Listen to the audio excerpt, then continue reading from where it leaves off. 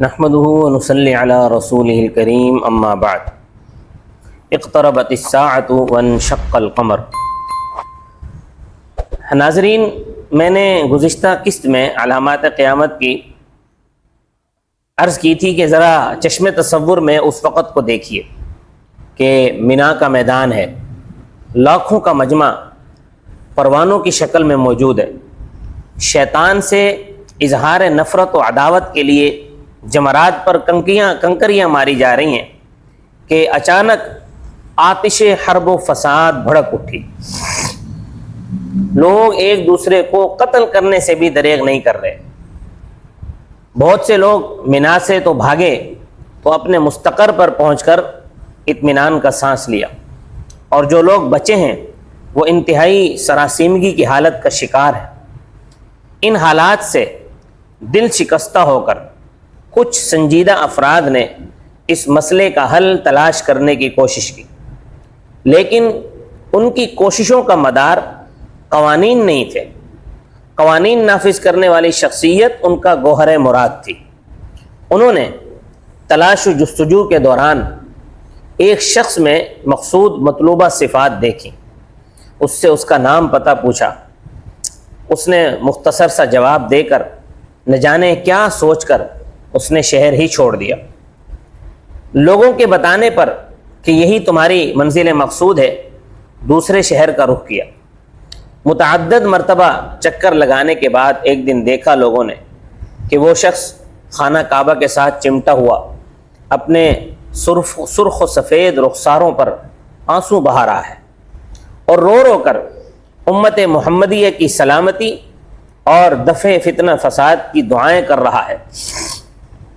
لوگوں کی بے انتہا درخواست اور مسلسل و پیہم اصرار کے بعد اس نے ان کی امارت قبول کر لی۔ دنیا میں امام مہدی علیہ الرضوان کے نام سے خلفائے راشدین کے سلسلے کے ایک اسلامی قائد کا تعارف ہوا، باضابطہ اعلان جہاد کر دیا گیا، کفار اور مشرکین سے اپنی کھوئی ہوئی اسلامی سلطنت وصول کر لی گئی۔ دیکھتے ہی دیکھتے بحر و بر میں اپنے عدل و انصاف کے جھنڈے گاڑ دیے گئے، قسطنطنیہ فتح ہو چکا۔ اب ایک ایسے شہر پر حملے کا ارادہ ہے جس کے ایک جانب سمندر اپنی روانی اور طغیانی کے ساتھ موجزن ہے، اور دوسری طرف خشکی نے اپنے ڈیرے جما رکھے ہیں۔ اللہ کے شیروں کا یہ قافلہ شہر پر حملے کی نیت سے پہنچ چکا۔ امیر نے قواعد حرب اور آئین جنگ کے مطابق صف بندی کی۔ نعرہ تکبیر کی ایک صدائے بازگشت نے ایسا اثر دکھایا کہ اہل شہر انگشت بدنداں رہ گئے۔ مضبوط پلوں اور فصیلوں اور شہر پناہ سے گھرے ہوئے اس شہر کی فصیل ایک جانب سے منہدم ہو گئی۔ بہادران اسلام تائید غیبی سے سرشار ہو کر ایک مرتبہ پھر اپنی پوری قوت کو سمیٹ کر نعرہ زن ہوئے۔ کفار و مشرکین کی حیرت اپنی انتہا کو پہنچ گئی کہ اس دوسرے نعرے نے ان کی شہری پناہ کا دوسرا حصہ بھی منہدم کر دیا۔ تیسری مرتبہ جب فلک شگاف نعرہ لگا تو مجاہدین اسلام کے لیے اس تیسرے نعرے نے داخلہ آسان بنا دیا۔ لیکن یہ عجیب فاتح قوم ہے کہ جس کے چہرے کے تیور اپنی اس شاندار اور بے مثل فتح کے باوجود نہ بدلے۔ مفتوحین کے ساتھ حسن سلوک کر کے ان کے دل موہ لیے۔ ابھی مال غنیمت تقسیم ہی کر رہے تھے کہ ایک دم خبر اڑی کہ دجال نکل آیا۔ بعجلت تمام شام کی طرف واپس ہوئے۔ گو کہ خبر تو جھوٹی تھی، لیکن وہاں پہنچنے ہی پائے تھے کہ انسان اور انسانیت کا سب سے بڑا فتنہ گر انسان کی صورت میں شیطان، عدو اولیاء رحمان، اسم با مسمى کانا دجال نکل آیا۔ مسجد نبوی کا ایک ایک گوشہ مستقل تاریخ ہے۔ ریاض الجنہ، روضہ مبارکہ، منبر نبوی، خوخہ سیدنا ابی بکر صدیق اور اسطوانات مشہورہ، غرض ہے کہ ہر چیز نوادر عالم میں سے ہے۔ یہی منبر ہے جس پر خطیبوں کے امام، خطیبوں کے خطیب، اماموں کے امام، رسولوں کے رسول، نبیوں کے نبی اور مخلوقات خداوندی کے جان جگر کھڑے ہو کر اپنے ارشادات عالیہ سے قوم کے قلوب کو ایمان و ہدایت کی صفائی اور جلا بخشتے رہے، آنے والے فتنوں سے ڈراتے رہے اور آگاہ کرتے رہے۔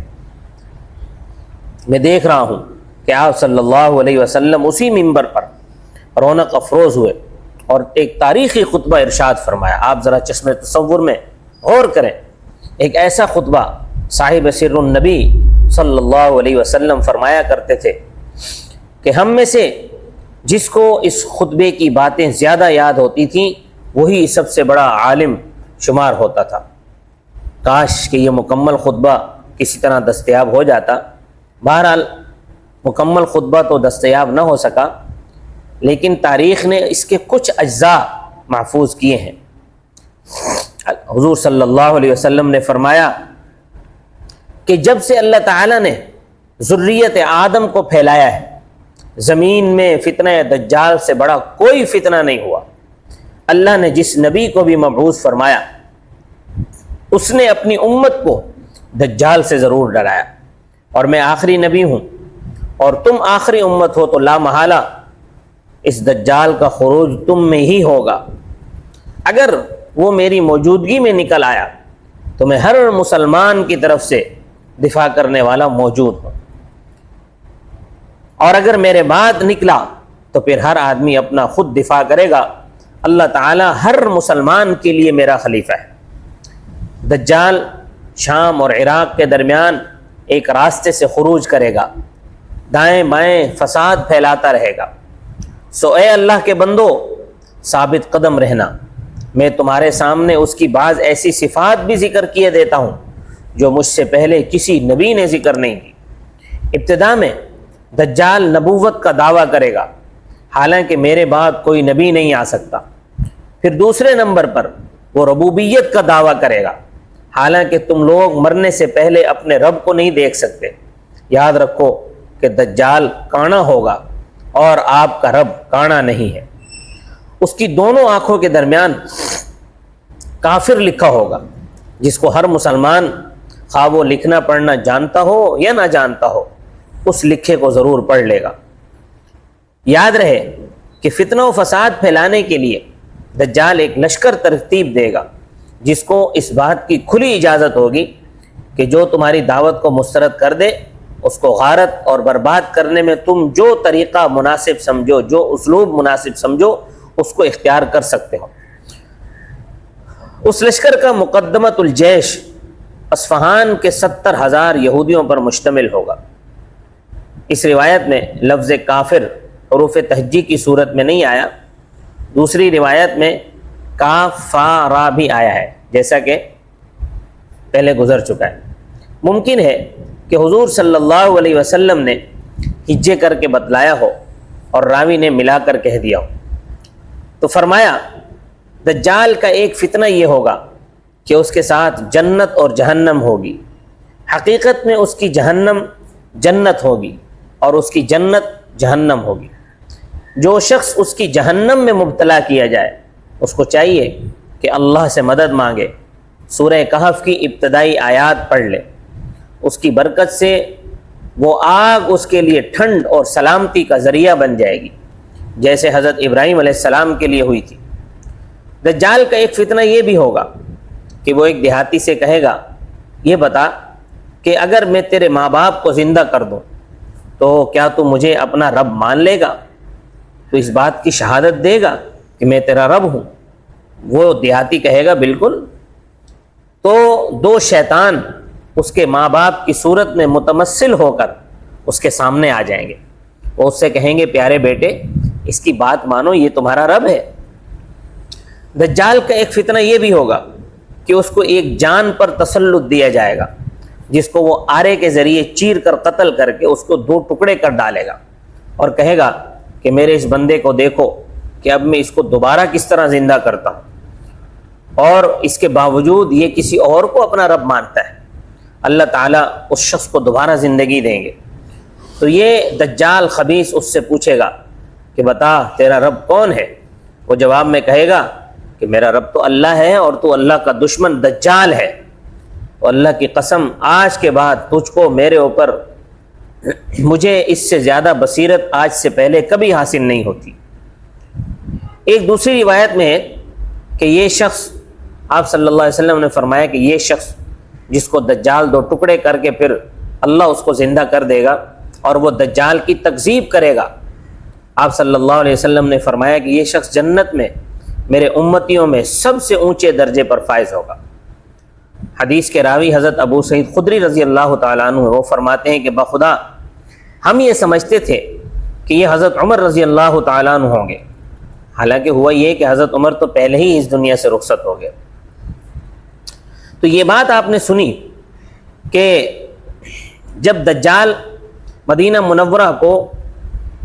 منورہ میں داخل ہونا چاہے گا تو فرشتے برہنہ اور سونتی ہوئی تلوار کے ساتھ اس کا استقبال کریں گے، اور دجال مدینہ میں داخلے کا ارادہ چھوڑ کر مدینہ منورہ کے قریب ایک شور اور کھاری زمین پر خیمہ زن ہوگا۔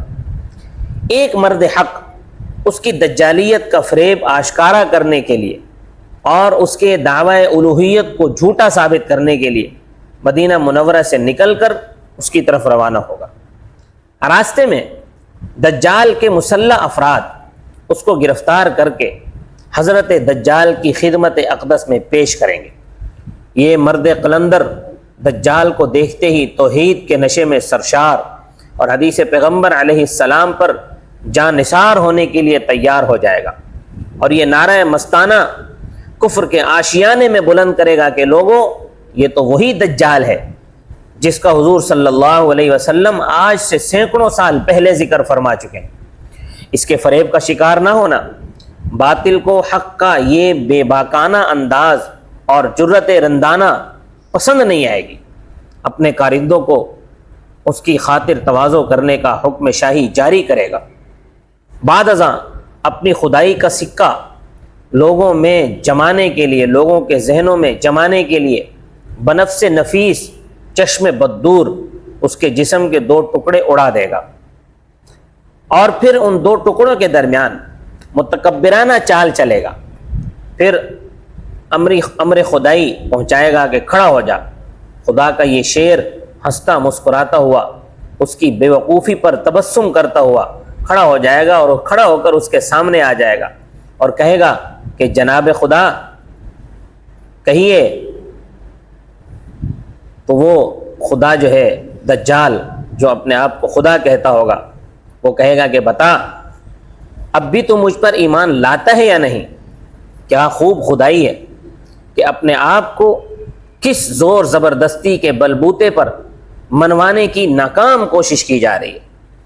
اس مرد قلندر کا جواب باطل کے منہ پر ایک زوردار تھپڑ حق کی جیت اور باطل کی شکست کا آئینہ دار ہوگا۔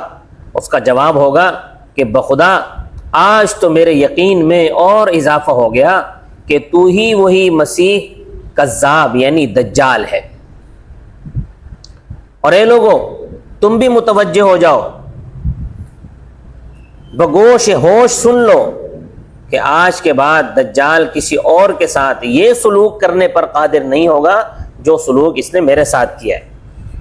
اب اس کا وقت پورا ہو چکا ہے، اس کا انجام بہت قریب ہے۔ باطل تل ملا اٹھے گا، اس کو اپنا سنگھاسن ڈولتا ہوا نظر آئے گا، تیش میں آ کر اس مرد قلندر کو دوبارہ اس گستاخی کا مزہ چکھانا چاہے گا، لیکن کوئی غیبی طاقت اس کی گردن سے لے کر ہنسلی تک کا جسم تانبے کا بنا دے گی، اور دجال اس شخصیت کا بال بھی بیکا نہیں کر سکے گا۔ سچ ہے کہ جب آدمی باطل پر ہو، دلائل کی دنیا میں رسوا ہو جائے، اس کی عزت سر عام نیلام ہونے لگے، تو پھر وہ اونچے ہتھ کنڈوں پر اتر آتا ہے اور ظلم و استبداد کا کوئی دقیقہ فروغ گزاشت نہیں رکھتا۔ چنانچہ دجال اس مرد حق کو ہاتھوں پیروں سے پکڑ کر اپنی خود ساختہ جہنم میں پھینک دے گا۔ رب کعبہ کی قسم، وہ اس تک پہنچنے سے پہلے ہی جنت کی عالی شان عمارتوں میں پہنچ جائے گا اور شہداء کے اعلیٰ ترین مرتبے پر فائز ہو جائے گا۔ یہ شخص جو دجال کے سامنے یوں سد سکندری بن کر کھڑا ہوگا اور دجال کو اس کے منہ پر کذاب اور جھوٹا قرار دے گا اور امت محمدیہ صلی اللہ علیہ وسلم میں عظیمت کا آئینہ دار ہوگا، یہ شخصیت کون ہوگی؟ اس شخصیت کے بارے میں بھی حضور اکرم صلی اللہ علیہ وسلم نے کچھ بتایا ہے یا نہیں بتایا؟ جی بالکل بتایا ہے، نبی کریم صلی اللہ علیہ وسلم نے بتایا ہے کہ وہ شخصیت کون ہوگی۔ آپ انتظار کیجئے، انشاءاللہ اگلے ایپیسوڈ میں اس شخصیت کی حقیقت پر تفصیلی گفتگو کریں گے کہ وہ شخصیت در حقیقت کون ہوگی جو دجال کے سامنے سد سکندری بن کر کلمہ حق بلند کرے گی۔ اللہ تبارک و تعالی مجھے اور آپ کو دجال کے فتنے سے محفوظ فرمائے۔ وما علینا الا البلاغ المبین۔